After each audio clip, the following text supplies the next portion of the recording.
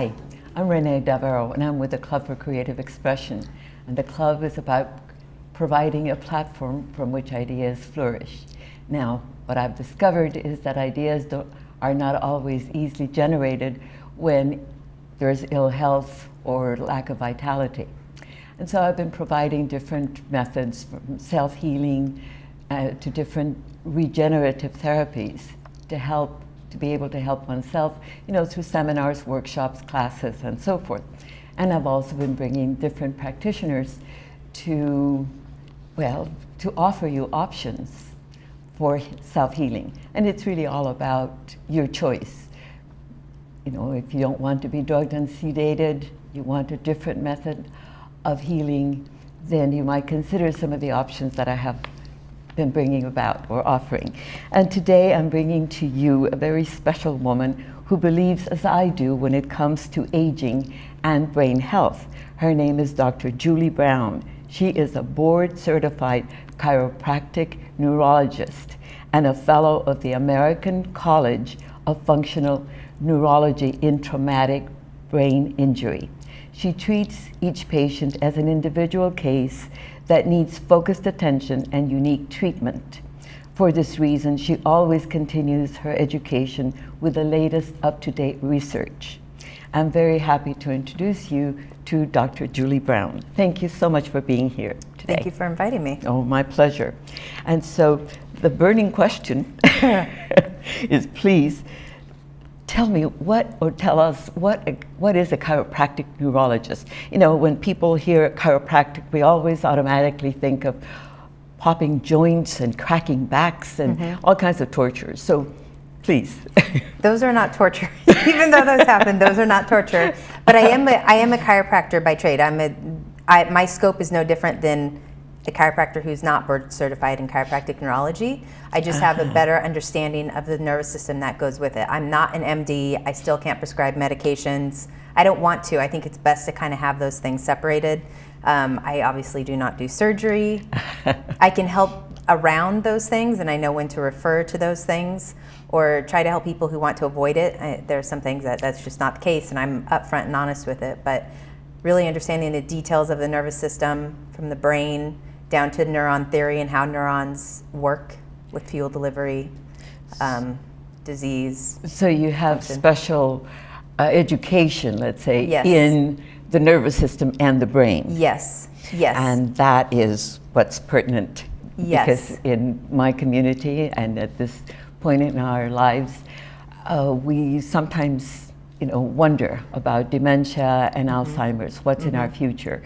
So the first question that I have for you is just what does the brain do? I have a question for you. What doesn't the brain do? And that's... It does everything. It helps you, it's your thought, it's your movement, it's your digestion, your heart rate, your blood pressure. You need to take blood pressure on both sides. Many people miss that, but brain controls blood pressure, digestion, salivation, dry mouth, dry eyes, dry skin. It's all by brain. Your immune system, you have different types of immune system. That's all controlled by brain. I mean, you can have infection that's not in the brain, but the brain helps respond to it appropriately. Thought, movement, your perception of life, how you feel, your personality. If somebody says, oh, they have bad vibes. I don't like the word vibes so much. Vibes is really nonverbal communication. So someone can walk into a room and you immediately are like, I don't really like them, or I do like them. Whether they've opened their mouth or not. It all comes down to whether they smile, and there's these just micro facial expressions that we pick up on, or the way they stand and maneuver in the room, and that's nonverbal communication. There was some research actually just done. Moms tend to hold babies on the left side because nonverbal happens a little more in this right hemisphere. So they look at them this way, and so it perceives, it's like all the information kind of comes here, and it's nonverbal communication before they start talking. Oh, fascinating. Yeah. Okay, and then my second question is, how could a problem with the brain present in a person? And maybe specifically, an aging person, an older person. Okay. One of the best ways to evaluate brain, honestly, is gait, watching someone walk. It's not, you can have an injury, say you're walking and this arm doesn't swing. It could be an injury in the shoulder, it's possible, but it could also be up in this parietal lobe or this part of the brain that controls this area. It could be in this area and it's not letting these muscles relax to swing. You may step longer on one side versus the other, and these are things that you evaluate with walking. And this can show like reflexes. So if you go to fall and you trip, you should have this reflexogenic response to catch yourself. You don't trip and think, okay, I need to move this leg in front. That's voluntary. We call it a volitional movement when you have to think about it. We want those reflexogenic moves. So I look at reflexes a lot when people are in things they can't control. Again, that heart rate, that blood pressure, pupillary reflex. Can you follow my thumb? Can you look to things? And so when you say gait, so if a person, well, in our society, it seems that if somebody develops a pain and their gait is not balanced, let's say, immediately they will go to maybe a doctor who will say, well, your knees, there's something going on with your knees, you need knee surgery, or there's something that we can fix. And am I hearing correctly that perhaps there's something going on with my brain? That it could be. You could have degenerative changes, so we call that arthritis. Really, arthritis is pain with that that change in bone. So if you have two joints lining up and the brain is telling them to line up a little differently, over time the muscles pulling on it will start to lay down bone. And so we see these degenerative or bony changes on film, and you can get pain from that. Those bony changes we can't do much about once they've ossified, but if they're calcified, we can try and do things to get, not in alignment, but get your brain's perception correct or direction correct to change it. So you could have arthritis in the knee, and if you have bony changes, I can't do anything about it. What I try to do is help the body adapt to it and avoid surgery as best you can. Though, on the opposite side, if it's really bad, we're going with knee. If it's really bad degeneration in the knee and they're limping weird, that's sending different information up to the brain. And so you're perseverating this bad feedback. So I may say, hey, you should go have a consult, and a knee surgery might be appropriate for you. But then that falls under the MD. That's not in my scope to say whether it's safe or not for them to go under, all the other things that go along with it, pain medications. But I do take into my thought when looking at a patient, yes, there's degeneration. Is it appropriate for them to have surgery or at least have a consult? And what is that feedback doing up to the brain? Can I do some eye movements to help with this? Oh, please tell us more about that. Well, there are two things that use the entire brain, eye movements and balance. And it's not one eye. We have 6 different types of eye movements, for example, and we measure them. We know what pathways do what, when and where, and how they express. So I find I analyze people just driving all the time. I may have a few words as I'm doing it, but I bet. I'm like, oh, I bet they can't see this, you know. But a pursuit is one type of eye movement, and it's where you follow something. So what I'll see, the eye should move smooth, and what bad eye movement will show like this, where it could lag behind and there's one jump. So if we looked at a Parkinson's patient or someone who had Parkinsonism, we could see these type of movements. Same in the vertical plane. We can get very specific as to where that's located.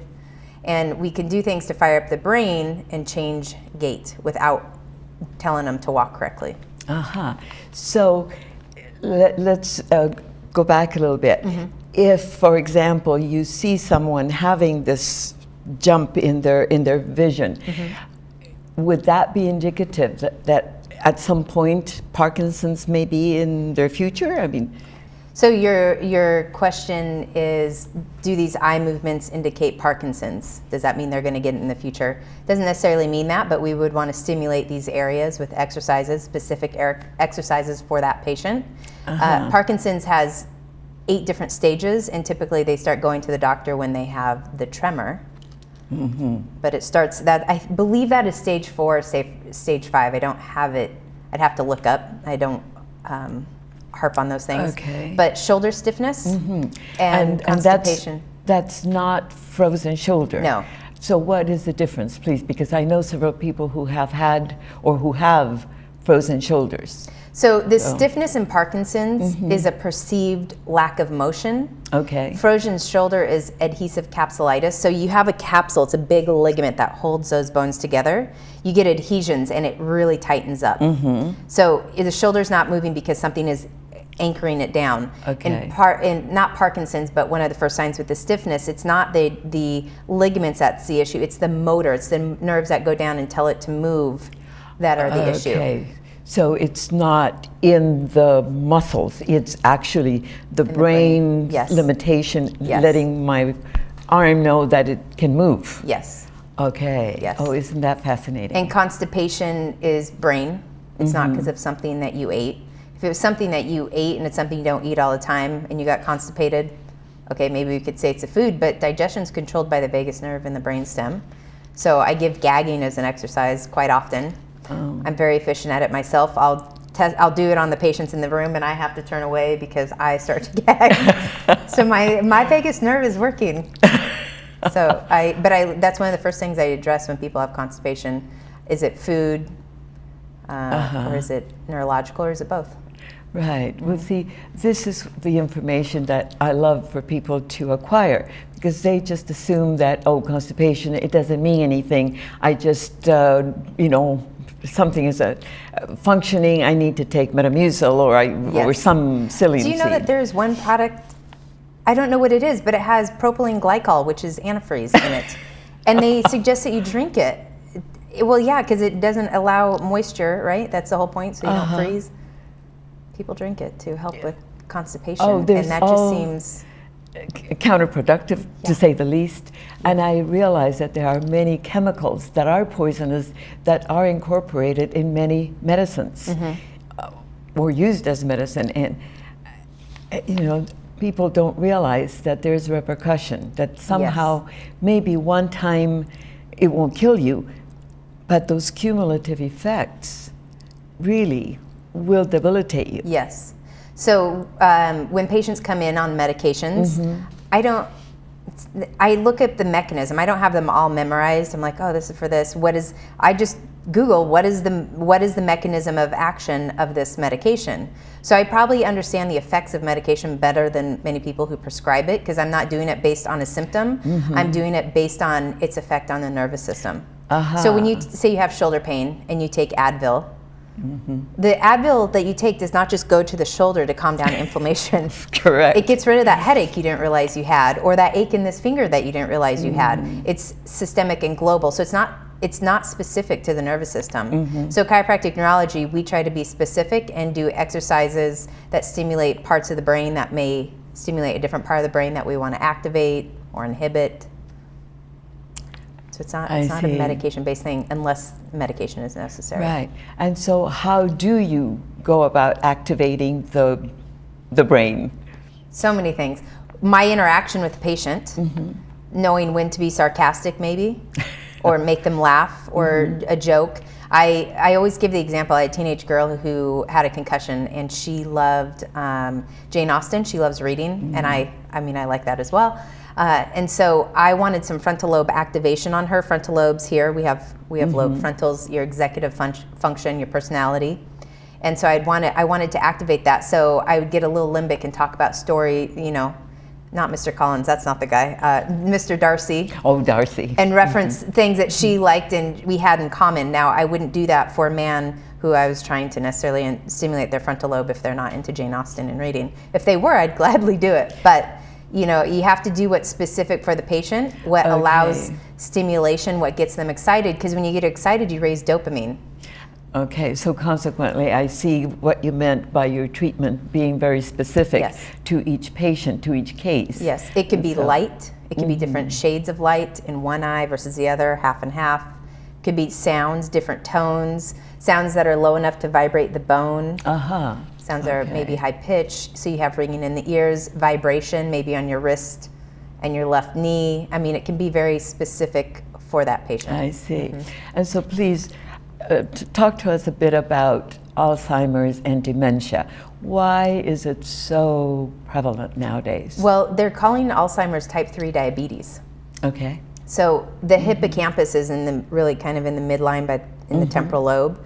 And when you have sugar spikes throughout the day, when you know your cereal, I give people a hard time. I'm like, are you 3? 3-year-olds should not be even eating cereal. You're starting your day off with sugar, so you're spiking the blood sugar into your bloodstream. Your pancreas then releases insulin to go pick it up and take it to your cells to use as energy. But over time, those areas where the insulin goes to, they're like, we're not letting any more in. So you run around with you should run around with blood, sugar in your bloodstream, and it affects the area. You're not using it, so you get high blood sugar. So it also raises cortisol, which is a stress hormone, and very sensitive in this temporal lobe, and eventually it just breaks it down. So balancing your blood sugar. They're doing a lot of studies. A few of my colleagues have been posting about some seminars they've gone to, and I want to go a little bit into what they're doing, but they're getting reversals of it, not just with exercise, but with appropriate diet and supplement. Please. Yeah. So I don't have all those answers. Oh, I'm like, ooh, I want to know a little more, because that one's more difficult. And then what happens when they get further along? They just want to have cereal. There comes a point where you as the daughter or you as the husband, do you fight it and really try to help cure or, help the brain so you don't have the dementia and the Alzheimer's? Or do you just let them do your thing and have them degenerate quicker? I mean, it really comes down. Well, the thing is that it's difficult to change an adult's habits when they're not fully cooperating. Yes. And when their dementia or Alzheimer's is setting in, they're not going to cooperate. They're not going to change. There's no reasoning. And so I guess the help that I would like for you or from you is, what would you recommend for people so that they don't get to that point of losing their consciousness, or losing their ability to reason? Well, one, watch what goes in your mouth. Nothing just falls into your mouth. I have to tell patients this all the time, because I have to make conscious choices about what I eat or don't eat. No food jumps into my mouth. I know when I'm putting it in there. If your blood sugar's lower, yes, you're more than likely to kind of be like, oh, just this once and eat it. And, so that's why you have to plan ahead. I like protein. I understand the older crowd, neurodegenerating, get told to eat less protein for their kidneys. No, we still want protein. We still want good fats, avocado, olive, salad dressings that actually have Primal Kitchen. I'm not sponsored by them or anything, but Primal Kitchen has great salad dressing that's made with avocado oil. These things your brain is mostly fat. Exactly. So changing your diet. And just make those changes one at a time every day. You can't do it all at once. You can, just takes a lot of commitment. And people tend to have more failure with that because they just give up, or they're frustrated, or it's too much of a change. So make one change at a time. Also, try to memorize people's names when you meet them. Don't just, try to memorize things. Try to remember what you ate the day before or 2 days before that you didn't write down. So when patients come in, I have so many patients that are young, not remembering things. I'm like, you should remember this. You should remember if you walked into that house with a step and it was there, and when you came out, it was still there. But I have people forget, and I'm like, that should just happen without you thinking about it. So practice memorizing, reading, memories, listen to music, smell, just combining all of these things. If a smell reminds you of something, really try to remember what it reminds you of, just to stimulate the neuron. Yes, and please tell us about smell. There's countless people who have lost their sense of smell. What has brought that about? Well, there's multiple things. One, you could get in a car accident. It's like you have this porish plate, and the receptors are kind of down here, and they can shear. So they can get cut off, so your receptors don't work. We dry out. So when I was talking about dry mouth or salivating or watery eyes, if you dry out too much, you need a little moisture for those neurons to pick up the smell and go straight to your cortex. It's the only cranial nerve that does not have to, what we call decussate, or go into the brainstem and then send a message. It goes straight into the cortex. And so what would be your suggestion to keep those neurons and so forth moisturized, you know, so well, that I go with the gagging. I go with the rest and digest, making healthy choices to not stress out your immune system and your body, keeping that blood sugar balanced. There's some great, I individualize it for people. There's a ketogenic diet that is more high Yes. fat, low carb. Correct. Not good for everybody. It's great, but it's not good for everybody. You need to see what your chemistry is. Paleo is good. In general, I have never found a diet that says high carbs are good. That seems to be, and they're the cheap, easy thing to eat. Well, yes, and probably the most palatable. You know, they're loaded with sugar, and I know in my community it is so, oh my gosh, Yeah. everywhere we go, there's always the plate of cookies, cakes, rolls, you name it. Right. Nothing really healthy. And I've been invited, you know, different potlucks or something, and I'm the one that brings either the vegetables or even those, what do you call those, sweet potato chips. Oh, okay. Will they be Yep. touched? No. Yeah. But the rolls and the candy and everything else, those are gone. Yeah. Everyone seems, with food, everyone seems to be emotional with it. Mm-hmm. And I know that food brings cultures together and Mm-hmm. whatnot, but you can still change it for health. I mean, I think if people knew better back then, they would do better. I believe think that. you have to engage. And Mm-hmm. being alive, living or alive, I always mix up how I feel about it, but living is meaning you have a pulse. Alive Mm-hmm. is experiencing things. Mm-hmm. And people are just not alive, they're not experiencing. And that is And correct. I would rather personally not be here if I was not experiencing something. you know? Exactly. If, you know, to go through life as a zombie is not my idea of a good time. Right. And again, you know, I'm looking for creative expression.